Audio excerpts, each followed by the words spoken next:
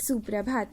मेरा नाम शांभवी है और आज मैं लीलाधर मंडलोई की जीवनी प्रस्तुत करने जा रही हूँ।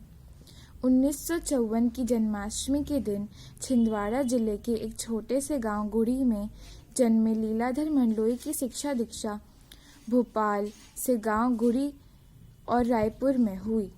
प्रसारण की उच्च शिक्षा के लिए 1987 में कॉमनवेल्थ रिलेशंस ट्रस्ट लंदन की ओर से आमंत्रित किए गए लीलाधर मंडलोई मूलतः कवि हैं। उनकी कविताओं से छत्तीसगढ़ अंचल की बोली की मिठास और वहाँ के जनजीवन का सजीव चित्रण है।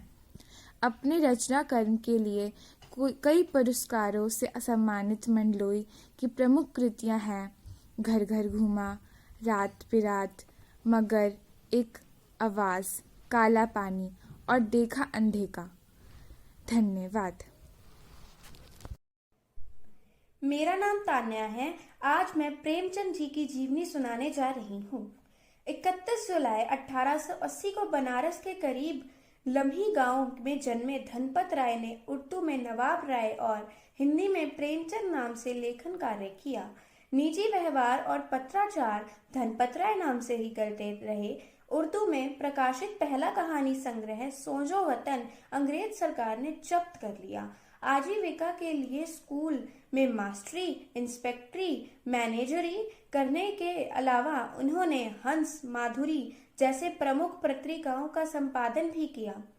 कुछ समय बंबई की फिल्म नगरी में भी बिताया, लेकिन बस उन्हें रास नहीं आई। यद्यपि उनकी कई कृतियों पर यादगार फिल्में बनी।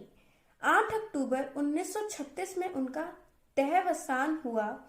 प्रेमचंद ने जितनी भी कहानियां लिखी वे सब मानसरोवर शीर्षक से 8 खंडों के संकलित हैं। उनके प्रमुख उपन्यास हैं गोदान, गबन, प्रेमाश्रम, सेवा सदन, निर्मला। मैं यश सीताराम सैक्रिया जी की जीवनी प्रस्तुत करने जा रहा हूँ। 1892 में राजस्थान के नलगढ़ के जन्मे सीताराम सैक्रिया जी का अधिकांश जीवनी कलकत्ता में बीता है। व्यापार व्यवसाय से जुड़े सैक्रिया अनेक आस्तिक, सांस्कृतिक और नारी शिक्षण संस्थाओं के प्रत्येक संस्थापक संचालक रहे। महात्मा गांधी के आह्वान पर स्वतंत्र आंदोलन में भी बढ़ चढ़कर जिम्मेदारी की। गुरुदेव रविंद्रनाथ ठाकुर महात्मा गांधी, नेताजी सुभाष चंद्र बोस के करीबी रहे।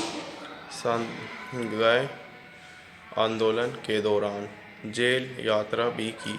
कुछ साल तक आज़ादी हिंद फौज में मंत्री भी रहे। भारत सरकार ने उन्हें 1962 में पद्मश्री सम्मान से सम्मानित किया।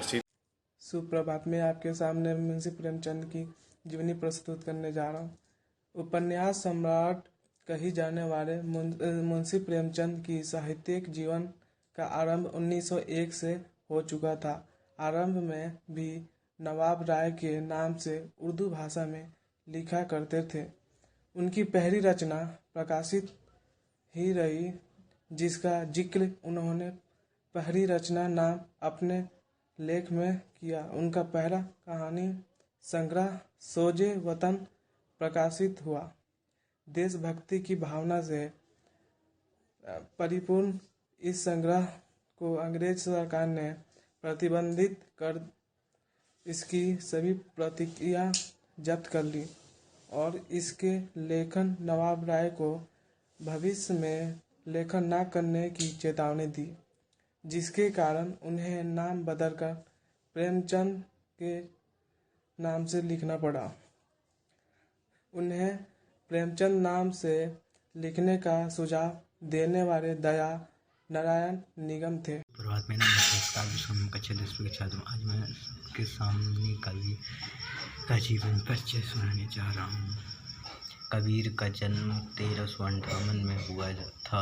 इनके गुरुजी का नाम गुरु रामानंद था। इनके कवि ने 120 वर्ष की आयु पाई थी और अपने अंतिम जीवन के चरण में इन्होंने चिरनंदा में व्यतीत कर दिया था।